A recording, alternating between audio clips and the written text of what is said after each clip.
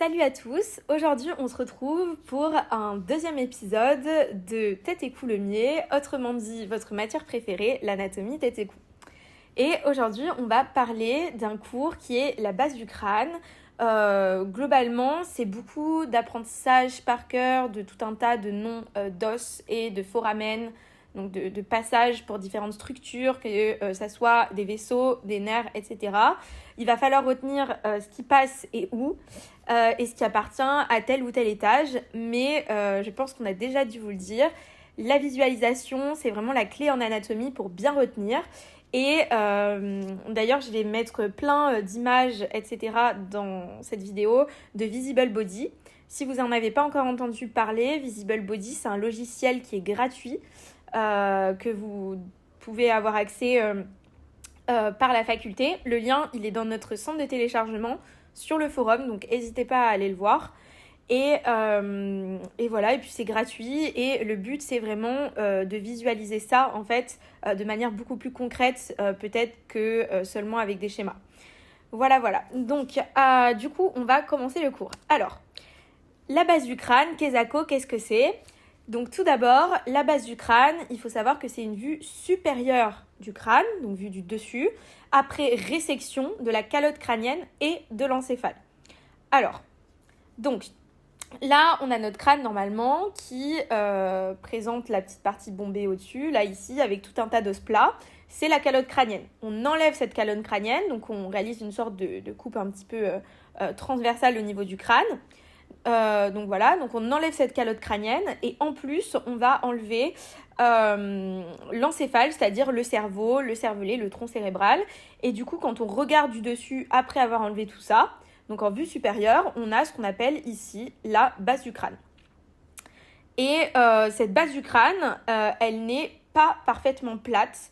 Elle est même autrement que... Elle n'est pas plate du tout en fait, parce que déjà là sur cette vue supérieure, on peut le voir, où il y a des petites surélévations.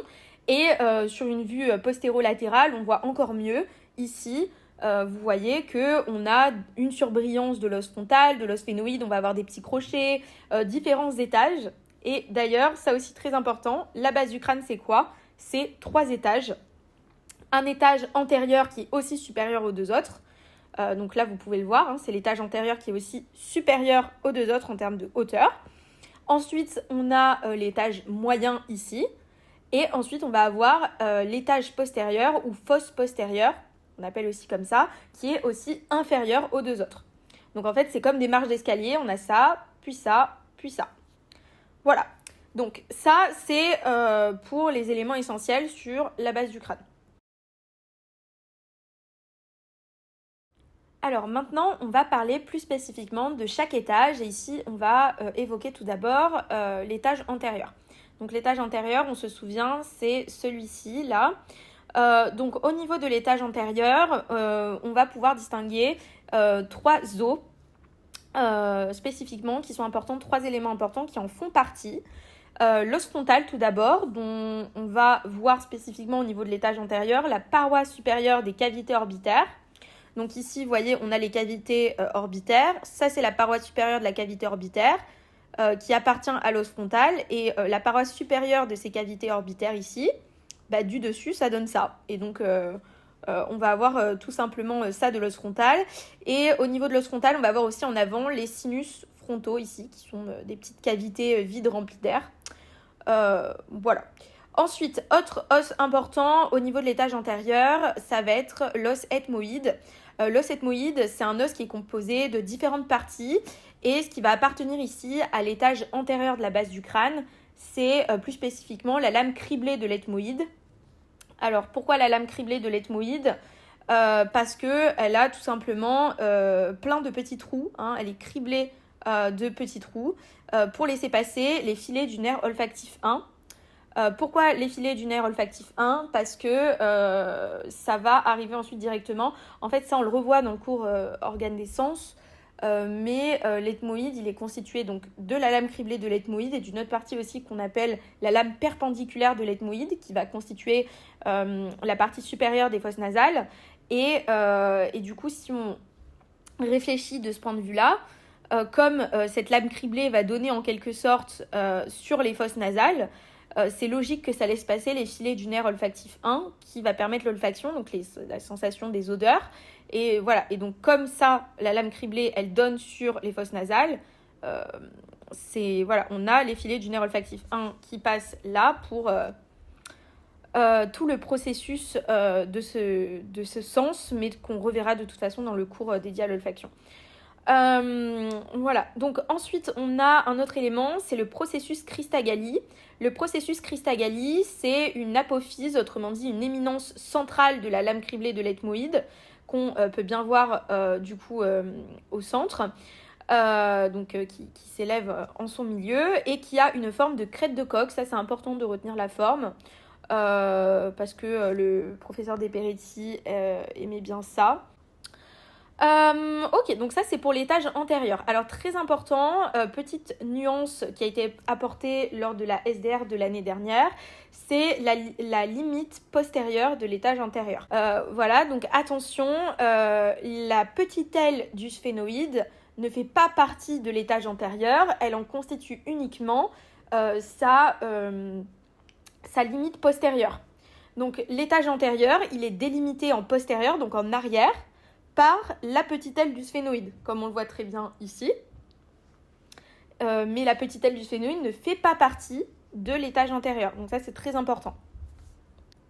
Ensuite, on passe à l'étage moyen. Donc l'étage moyen, il va comprendre comme élément très important l'os sphénoïde avec la petite aile, la grande aile du sphénoïde, donc petite aile ici, la grande aile ici, qui vont présenter d'ailleurs de nombreux foramen. Entre les processus clinoïdes antérieurs, donc ces petites pointes ici, et les processus clinoïdes postérieurs, ces éléments-là, on a ce qu'on appelle la selle turcique, qui est la loge de l'hypophyse en fait, et voilà, qui va présenter dans sa partie antérieure différents foramen aussi. Ensuite, autre élément de l'étage moyen qui est important, c'est le rocher. Le rocher, c'est une partie de l'os temporal, il appartient à l'os temporal. Et voilà. Et donc, le rocher, c'est ça ici. Partie, on va dire, supérieure du rocher, qui fait partie de l'étage moyen. Et ça, c'est le bord postérieur du rocher qui délimite l'étage moyen en arrière aussi, que je vous ai tracé avec la petite ligne ici. De toute façon, ce schéma, vous le retrouvez dans la fiche, hein, donc vous pourrez bien le regarder. Et voilà. Donc, les limites de cet étage moyen, c'est la petite aile du sphénoïde en avant et le bord postérieur du rocher en arrière ici. Cet étage moyen, il a de nombreux foramen. Et là, il faut bien retenir ce qui passe par chaque foramen. Donc là, on se retrouve sur une vue de Visible Body où je vous remonte les processus clinoïdes antérieurs à gauche et à droite, postérieurs à gauche et à droite, en arrière de ceci, le dos de la selle turcique, et puis entre les deux processus clinoïdes antérieurs et postérieurs, la selle turcique ou loge de l'hypophyse, et notamment dans sa partie antérieure ici, on va retrouver à gauche et à droite les orifices internes des canaux optiques.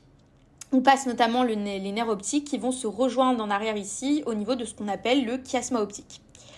Voilà, donc ça c'était au niveau de la selle turcique avec la petite aile du sphénoïde que je vous remontre ici.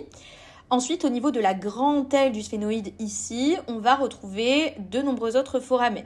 Donc ici, le premier que je vous montre, ça va être la fissure orbitaire supérieure qui est formée entre la petite et la grande aile du sphénoïde. Ensuite, ce qu'on va retrouver plus bas, ça va être le foramen rond. Puis encore plus bas, c'est le foramen ovale ici. Donc vous voyez qu'en cliquant sur les éléments, j'ai le nom avec Visible Body à chaque fois, hein, en haut à droite. Voilà. Ensuite ici, on va retrouver le foramen épineux au niveau de l'épine du sphénoïde que je vous montre là. Et ensuite, à droite, on retrouve le foramen déchiré au niveau d'une partie du sphénoïde qu'on appelle la linguilla, qui va provoquer qui entraîne cette déchirure.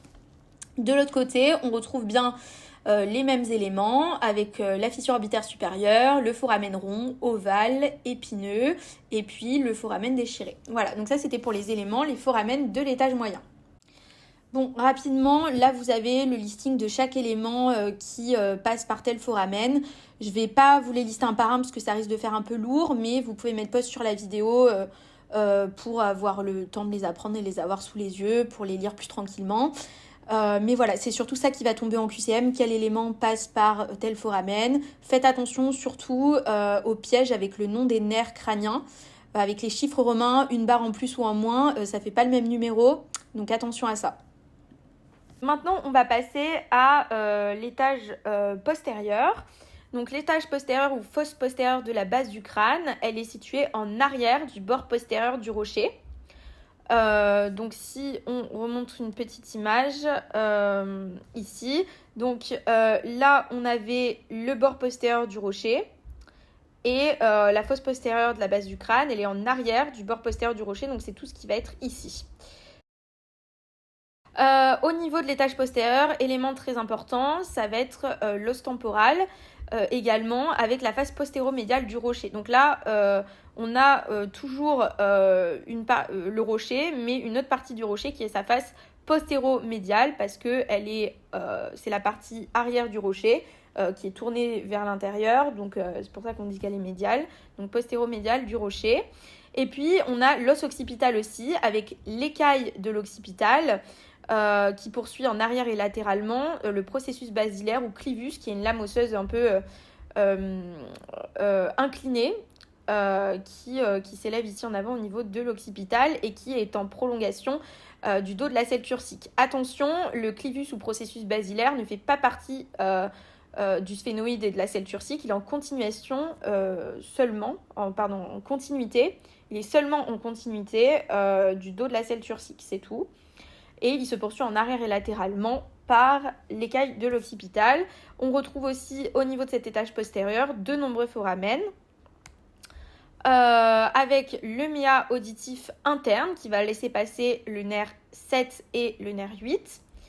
Le foramen jugulaire qui est en forme de virgule à grosse extrémité postérieure qu'on distingue en partie antérieure où vont passer les nerfs 9, 10 et 11, mais une partie du nerf 11, attention, qui est la partie bulbaire phonatoire.